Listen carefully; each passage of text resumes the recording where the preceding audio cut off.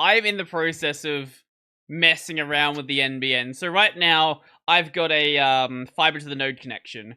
For anyone listening, NBN is National Broadband Network. It's our national internet connection thing. So right now I've got a fiber to the node, but I'm in one of the suburbs where they are like laying down fiber to the home.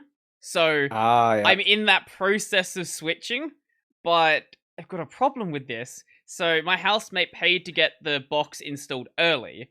Mm. Because you can do that if you want to. But then Yeah. NBN didn't update the information on their side, so we have the box installed, but our ISP doesn't think the box is installed.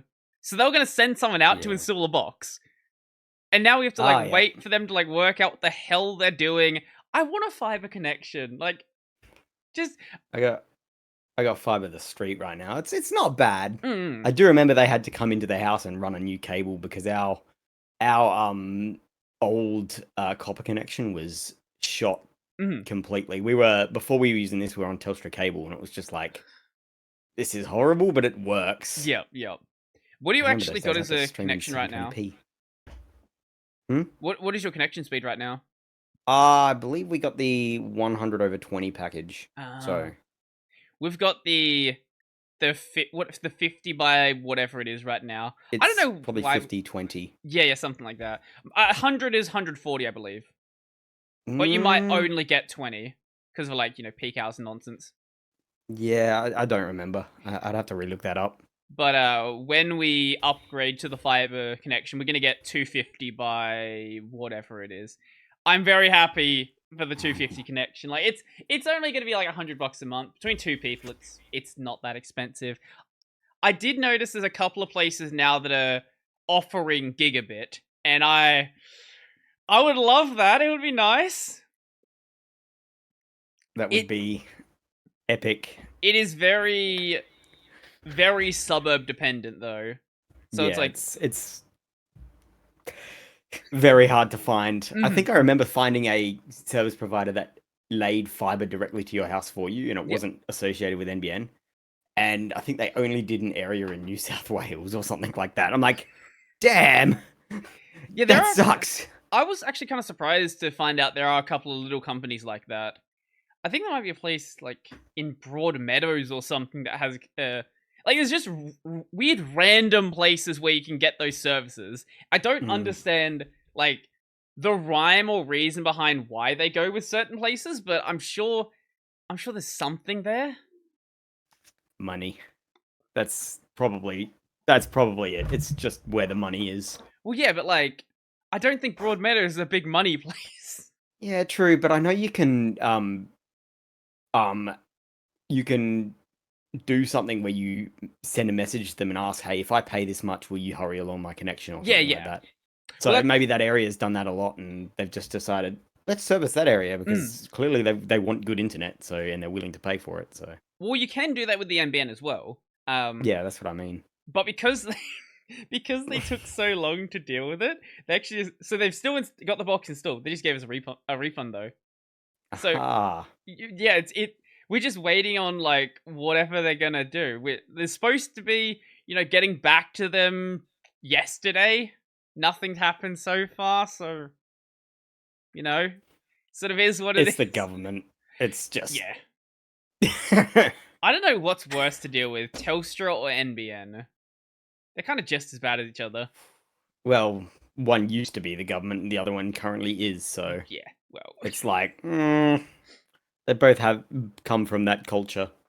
I think either way, it's better than the connections I was dealing with as a kid. Like I had I had my house was it was an old housing trust house that I grew up in, so it was an older house anyway. Ooh. So the copper to the house was also ancient and completely shot.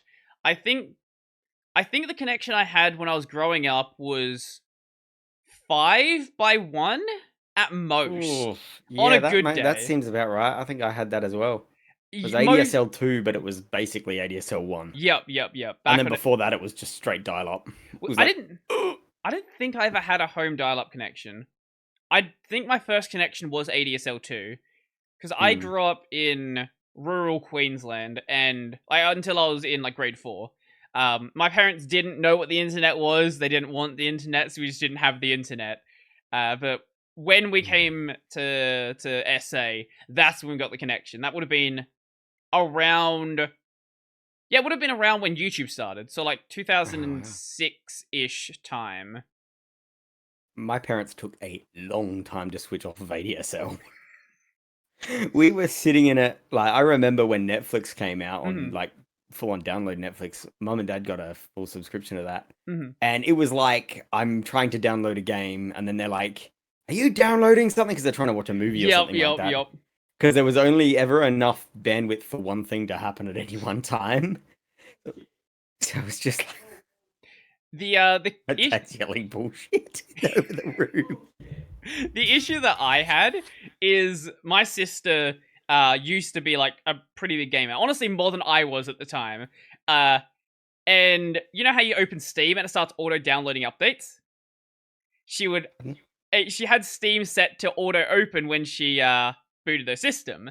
So it would usually run through updates for like multiple hours. This is a couple gig update and you have like 5 down. It's going to take a long time to happen. Yeah. So half the day, it was basically unusable. I had to go to him like, hey, are you downloading anything on Steam? It's like, oh, yeah. I remember my parents also had a strict rule where you couldn't run your computers overnight. So it was like, okay, I've got to download this 60 gigabyte game on an ADSL connection.